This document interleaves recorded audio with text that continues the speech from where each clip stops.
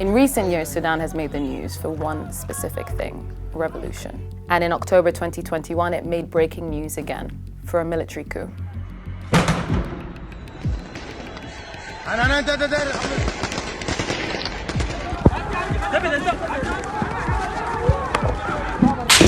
We're seeing mass violence, gunshot wounds to the neck, to the head, to the chest. At least 41 civilians have been killed since the coup was announced. There is no faith in the military. There is no faith in Hamdok's government. And there is no faith in the international community to intervene in a way that actually benefits the average Sudanese person.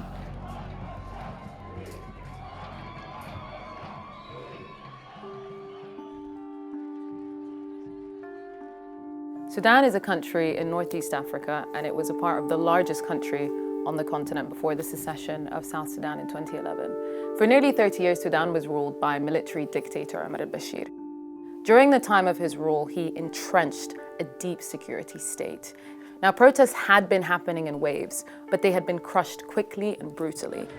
What you're seeing behind me is a standoff point between the protesters. When I arrived at the end of 2018, there was a tangible suffocation. It was do or die at that point. People weren't able to survive. There were long lines for fuel, for bread.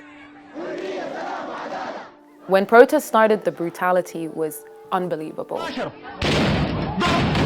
People were getting shot in broad daylight. People were getting arrested, kidnapped, tortured. There was extreme censorship. I personally was threatened with inciting hatred against the state and had to leave the country. After 4 months of consistent pro-democracy protests, Bashir was ousted. But protesters stayed put because the very men who led the coup against Bashir were actually those who led his security state. So you have General al-Burhan, who was Bashir's Inspector General. And you have Mohammed Hamdan Daglo Himiti, who is a warlord whose militia was hired out by Bashir to crush rebellions in Darfur, and are the very same forces that carried out a massacre.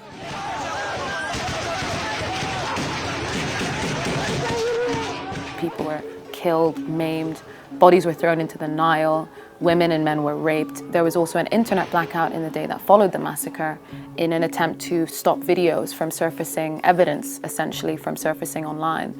And even in the wake of that blackout, hundreds of thousands of people took to the streets, calling for a transition to self-governance. And that is essentially what prompted a power-sharing agreement that led to the appointment of Prime Minister Abdullah Hamdok.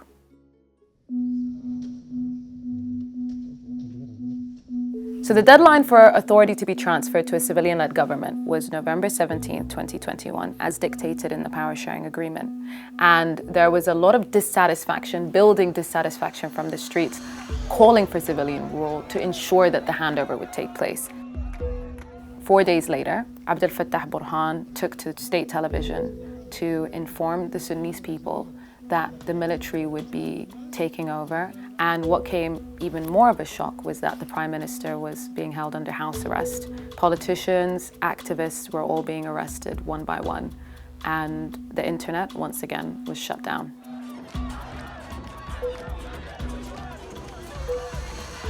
الشعب السوداني في الميدان الشعب السوداني ما عاوز برهان. Their response was mass rejection. People took to the streets nationwide that morning.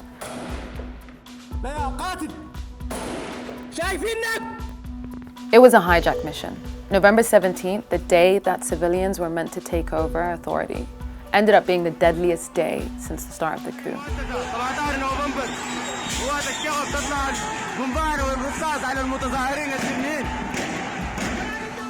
At least 15 people, 15 unarmed civilians, were shot and killed by security forces that day.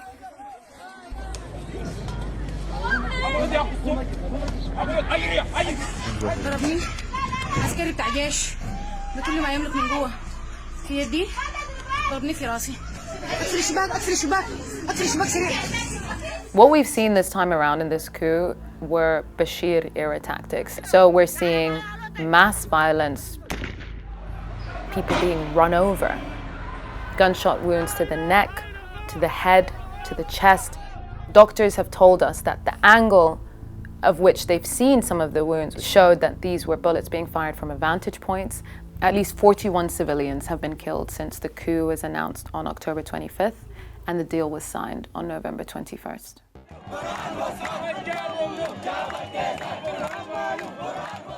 Abdullah Hamdok was released from house arrest and soon after was signing a deal with the military.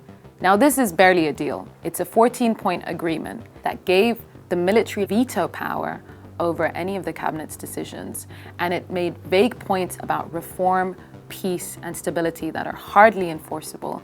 And the 14th point, final point, was the reinstatement of Abdullah Hamdok as Prime Minister. In an interview with CNN, Hamdok cited that this wasn't a personal choice, that it was a choice driven by the need for stability and peace in Sudan.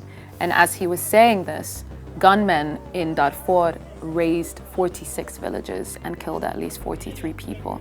So the question remains, stability for whom?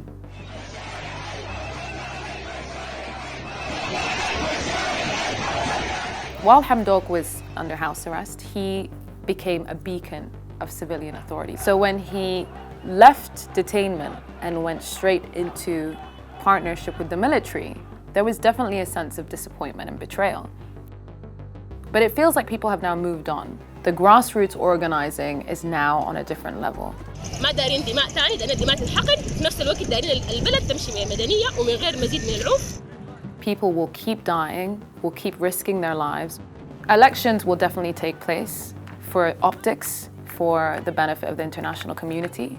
Whether these elections will be democratic is still up for question, but people will continue to fight for their right to be governed by civilians and civilians of their choice.